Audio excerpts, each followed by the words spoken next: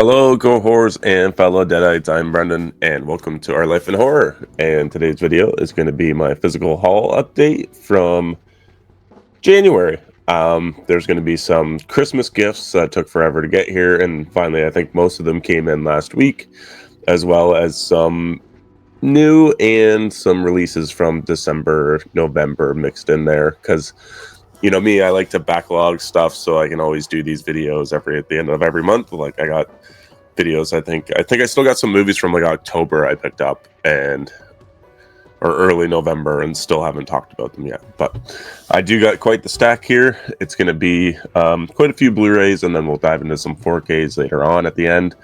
But I'm going to start out with all the Blu-rays, and all these are kind of standard releases. And then we'll get into some boutiques that I have picked up since then. Very excited to talk about most of these movies. One of them is also Sam's movie. We'll put Sam's movie in there just because, I don't know. It was a gift for me, but at the same time, it was a gift for Sam, really. Because I wasn't going to buy this, but she really wanted to see it. But first up, we got Blumhouse's remake of Speak No Evil. We have the collector's edition with, I don't know, it only has like two fucking, on the back it only lists like two special features. There's go behind the scenes with James McAvoy and the cast and crew, and with featurettes, and it says with more. So what that with more is, I don't know. I forgot how long this movie was. I enjoyed this movie in theaters. I'm actually pretty happy I picked it up. I think it's a little more of a digestible movie than the original was. It's definitely more streamlined. I do like the different approach, although I do wish they would have kept the bleak ending. Just checking to see here, because usually most Blu-rays that come out now have like crazy good audio. Yeah, so this says 7.1 Dolby Digital. So yeah, that's actually pretty good. It just comes with the Blu-ray. Like I said about these quote-unquote collector's editions that they've been titling some of these movies, I don't particularly agree with. I think it's a little cheap way for us to buy them, but at the same time, we're gonna buy them regardless, right? Pretty nice. I like the cover. James McAvoy is a powerhouse in this movie. He's fantastic. Moving on to another movie we saw in theaters, and this is probably one of Sam's favorites. We got M. Night Shyamalan's Trap, starring Josh Hartnett. This one I want to give a rewatch just because I wasn't the biggest fan of it in theaters. I think Josh Hartnett's great, and I'm really happy to see him return. Try to get the glare off here. There was a 4K release of this movie. Do I think it needed that? Probably not. It says Adobe Atmos for the Blu-ray, so sounds there. It's a new movie, so no matter what, the picture's going to be good anyways. Yeah, I'm excited. I'm excited to kind of give this a rewatch and kind of see how I feel about it after I've given it some time. I haven't seen it since theaters. Yeah, I just think it was a little too ridiculous. Like I had a hard time believing that nobody would think that Josh Hartnett was like a serial killer, even knowing, like, I don't know, it didn't work for me like it did for some people. But yeah, Trap. And then the next are a couple movies that I needed to get in for our end of the year list ranking, and I was really banking on, well, I really liked them, they just didn't make my top 10s. And the first one is Halle Berry's Never Let Go. I really wanted to see this in theaters because this is Alexander Aja, who has done some incredible movies, remakes. He did Piranha 3D, Hills Have Eyes, Crawl, which I thought was fantastic. And I do like this movie because you can look at it through a couple different ways. I think it leaves a pretty good open ending. All the acting from everybody. It's a very small cast. It mainly revolves around Halle Berry and her two children. But yeah, it's very good. I really enjoyed it. It just did not make my top 10 of the year. And this, I swear, I think most Blu-rays now have a, see, this has 5.1 Dolby audio. So no matter what, you're always going to get good sound with these new movies, whether or not you pick it up on a 4K or a Blu-ray. So yeah, I wasn't disappointed. I thought it had some creepy elements to it. I was very happy to pick it up. And then we got, this was another one Sam kind of made me pick up because she really wanted me to see this. This is Blink Twice, starring Channing Tatum, and a couple. There's a girl in here I recognize. There's also like, who else was in here? This has a pretty decently stacked cast, actually. I just wish I could remember who they were now. And the cast list on the back is not extremely big, which it should be because it's a very good cast. Fuck, now I can't remember. Yeah, anyways, you all the rich guys, you'll notice, like, you'll see them in other stuff. Oh, here we go. Yeah, Simon Rex, Christian Slater, that's the big one that I was like, oh shit, he's in here. Gina Davis is in this. Kyle Macaulay Culkin, maybe. Yeah, and no, like, I think the acting's in this. This one was actually a pretty big surprise for me. I really enjoyed it. I know a lot of people didn't like it. I think Channing Tatum's actually very good in this movie, surprisingly, because I like him more in comedic roles. I think that's how he started out. So seeing him in these darker type roles or kind of throw you for a loop because you're so used to him being like funny. But yeah, like this movie, I absolutely recommend going check it out. The next one is a Netflix release. This Netflix release ended up getting a physical media release, and this is Anna Kendrick's, I believe it's her directorial debut. Yep. And this is Woman of the Hour.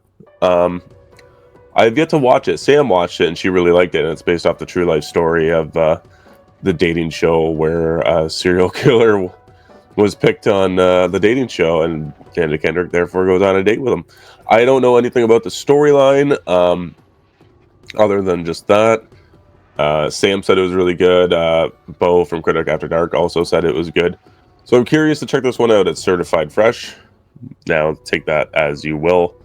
That can either mean it's good or it's bad, but yeah, I'm curious to check this one out. The next one is a new release. Yeah, because these were all pretty old releases. I'm kind of just trying to shove through here. This is a new release, which is A24's The Heretic. This is also Hugh Grant. Yeah. Hugh Grant playing in a dark role. You get two girls trapped in a house with Hugh Grant as he tests their faith in religion. As far as I know, that's the only thing I know about this movie. I have not seen it. I think Hugh Grant is a good actor, and I'm excited to see how he takes on like a more darker role, because he was always this big like rom-com guy when I was growing up, like in the early 2000s and late 90s. So you never see him in anything else because he's very charismatic. So it's interesting to see him take on some of these darker roles. But I know Sam's also very excited to see this movie, and I think we're gonna have to check it out very shortly, hopefully. But that's going to be my kind of mainstream movies that were released. Sorta. I do have a couple other ones in there. Just standard Blu-rays. Now we're going to get into some boutique labels, some regular labels. So Sam got me this. Sam got me this for Christmas. I don't know how much it was for me, but we got Meridian. This is from the 90s. I don't know what this movie is about. I think it's about a space beast. And she just got it because there's some kind of beast sex scene going on in it. I know nothing else about it. I think it's a space beast. This movie was called, had two titles. So it was also called The Meridian, and then it was called Night Beast. I got no idea what this movie is about. This is a full moon release. This is number 66. I don't know. I'm gonna have to go through and like look at the catalog. She had to order this off their website, like Full Moon release, Full Moon Features website. But they've been doing some crazy stuff lately, and I'm curious to see how this looks. I do have a couple of these Full Moon, but I don't have a lot because I don't know if I can get into this style of movie because it's fairly low budget and it's maybe a little out of my wheelhouse. I feel like these movies were probably better if you grew up watching them, like Puppet Master and Ginger Dead Man and some other films along those lines. But I'll check this out for sure because I know she really wants to watch it. Yeah, seduced by something less than human, in love with something more. Ooh. So yeah, Meridian. Let me know if you've seen that one or not. I've heard some people say it's super weird and ridiculous, so let me know. Oh, coffee. Got our Arrow release. This is also a Blu-ray. This is a Region B Blu-ray, so it'll give me a reason to bust out the region locked player. This is Pieces. I've never seen this movie. I actually just watched Juan Picure Simon. I'm going to say Juan Simon. He directed Slugs, which I watched a couple weeks ago, and I really enjoyed it. So I'm very curious to watch this new movie. This is like a brand new 4K camera restoration of the original. It comes with both versions of the movie. So it comes with the US theatrical and the original uncensored director's cut. It's presented in Spanish though. So I got no idea what this movie is. I mean, the runtimes aren't too bad. Like the theatrical is an hour and 26 minutes and the unrated director's cut is an hour and 27 minutes. It's not that much time difference. I wonder if this got reversed up. I would assume it did. Maybe we'll open this up real quick because usually Arrow does the reverse slips, but this looks like pretty much what all the poster arts that I've ever seen for it actually is this kind of slip. I feel like these Region Bs used to be a lot cheaper than what they've become lately. Like, I don't know this was a Christmas gift, and it just took forever to get here. So it does come with a cool little slip cover, reversible. It looks more retro, grindhousey. I actually might put that one on. I kind of like that one. Absolutely no one under the age of 17 admitted to this performance. Love it. It did not come with a booklet, but it did come with a flyer. So this is an old release because there's a picture. There's an art card for, or a little promo for Weird Science on here, which is like an old release. And I'm assuming this is the Blu-ray release that they're promoting. But they have a lot of these like older movies that were only released to the UK that were really good. Good releases. They were cheap, and then all of a sudden they went up in price, and they're all like Region B, so they're region locked, at least as far as I know. It might say region, and it does say Region B on the disc, but who knows? It might work in the 4K player. We might have to check this one out. That was my one Arrow release. Very excited about that because that's a movie I've been wanting to watch for a while. I'm gonna bring this one out because it's not really horror, but it is it's not horror at all, actually. This is just a 4K I wanted. Just Sam would say it's a boys movie, you know. And I can't disagree with that fact. But I was very curious just to see how it looked on 4K and sounds. But I got 300. Walmart right now is really cool in Canada. Walmart, they're doing a bunch of re-releases of 4K movies that were put out in the past, and they're just putting out the 4K. Oh no, you got Blu-ray too. So there's no slip covers, but or anything like that. Like, we don't get the Walmart exclusive steel books or anything like that in Canada. But I do like, and they're usually pretty cheap. They're like anywhere from $14 to $20 for these releases. They've been doing a bunch of re-releases like this, so it makes me happy because I never picked these up when they first came out, so I can go back and kind of fill my 4K catalog. I don't know if I'll keep this or not. I was just more so curious about how it looks and sound, and this is I think this was my first rated R movie in Canada that I got to go see as a kid. It's rated 18A, so that would be pretty much the highest, second highest you could see, because not too many movies in Canada are actually legitimately rated R. But this was definitely rated R in the States. So I'm more so curious about how it looks, how it sounds, how it holds up as a movie. I haven't seen this in quite a number of years. And I remember liking the second one quite a lot as well. But very curious to go back and check this one out. I just got it for the sake of getting it, really. Okay, I'm going to do a double bill because I've been sitting on this one. I think this one is from October, I think. Well, we got Smile 1 and 2 on 4K. This was actually $14. Yeah, very happy to pick this one up for $14. I already had the Blu-ray, but I $14.99, and I think that there was a discount for like 20% off everything in the store. So I was like, okay, so even better, even cheaper. It comes with a slipcover, still sealed. This was a used movie store I went to. Yeah, very happy with this. I've been meaning to go back and rewatch this one to see if I like it, because I remember really, really liking it. And I've always wanted to see the short film because I never got around to doing that when this movie was released. So, yeah, I just thought I'd pick it up. It's a nice cover, certified fresh. Yeah, it includes the short film, as well as a bunch of other special features on here, which is really cool. I'm surprised this didn't get the collector's edition, I think. Oh, and sequel didn't get it either, but yep, picked up Smile 2. Sorry, excuse me. Still fighting a cold here.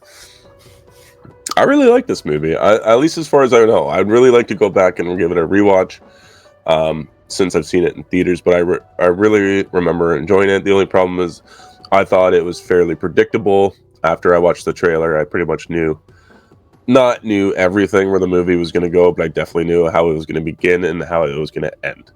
I essentially called it before I even went into the movie, which is unfortunate. I think Jack Nicholson's son is probably underutilized in this movie. I know why he is used, because goddamn does he have Jack Nicholson's smile. Gotta give him that. But I like all the original music in this. I think it's a bunch of catchy songs. The performances are great from everybody involved. This movie might suffer from being a little too long. Let's see what the runtime was on the first one. Yeah, so it's an hour 55, and then this one's like 2 hours and 7 minutes. And I don't know if you could drop some scenes or not. Maybe you could, but yeah, nice looking slipcover. I do enjoy that. And Parker Finn, the writer, director, and creator of this franchise, is working on the third film, which I don't know. It could go either way. Like, what are they going to do after this movie? If you've seen it, you know how it ends. Where do you think they could go? Because basically, 10,000 people are infected with this curse now. So, what is the third movie just going to be a bunch of shorts? Which, like an anthology, which would actually be kind of cool. You see how different people react to having this virus and how they deal with it and how they decide to go about trying to defeat this creature. But yeah, basically, there is no escaping this creature as far as this movie is concerned, and the first one. It is always going to get you in the end. But yeah, you got the 4K double feature for these. I'm definitely going to have to check these out again soon. And the last one was my most anticipated Christmas gift. I don't know if she got it for me for Christmas or if it was for my birthday. But regardless, it did not come in until early January. I think 2 weeks into January it came in. This is one of my most anticipated movies because I have not seen it. I've been waiting for this release specifically as the one I wanted for that, because I was debating on going out and getting a DVD, and I'm like, no, I'm just gonna spend a little bit extra money and get it. I didn't get the big fancy version, but I got the Hitcher from Second Sight. This is the original movie, the 4K. I am so curious to watch this movie because I actually really enjoyed the remake. I haven't seen it in I haven't seen it since me and Sam got together. So it's been about 5 years now, but I am really curious to see how this movie holds up compared to the remake. I know it's totally different. And Second Sight, I think, does wonderful releases. I think I have three of them. I only have one in the mega box set. The price for the box set compared to just this is pretty wild. And I don't need the hard box, and I don't need the poster cards. So basically, all it comes with, like, the poster cards, and you're paying a pretty premium price for them. And I know a lot of people love Second Sight for that, but if I'm gonna pay a premium price for something, it better be something I really enjoy. Like Deep Blue Sea is getting a premium release from Arrow Video coming up here in the next couple months, and that's a movie I will pay the premium price for and get the big hard box for, like Tremors and stuff, because A, it's something I enjoy, B, it comes with the poster cards, posters, reversible slips, you know, like, it does come with a lot, and I just can't justify spending the extra money for a bigger box and just some postcards. Is pretty much all you're getting. I'll open this up just because I think there's a reversible slipcover, but I don't know. So I figure we'll take a gander here. It does not come with a reversible slipcover. So there's that as well. Like, I don't need the post covers, and even if you just get these standard releases, it's like $10 to $20 off of what you normally get, and it comes with all the same special features. It's not like they give you options, which is nice, because yeah, I just don't need the big box. I have Lake Mungo in that big box, and I kind of wish that I just got the standard edition. So like from now on, on my Amazon wish list, I have, you know, the Blair Witch Project got a release from Second Sight, and I'm not going to try to get that big box set.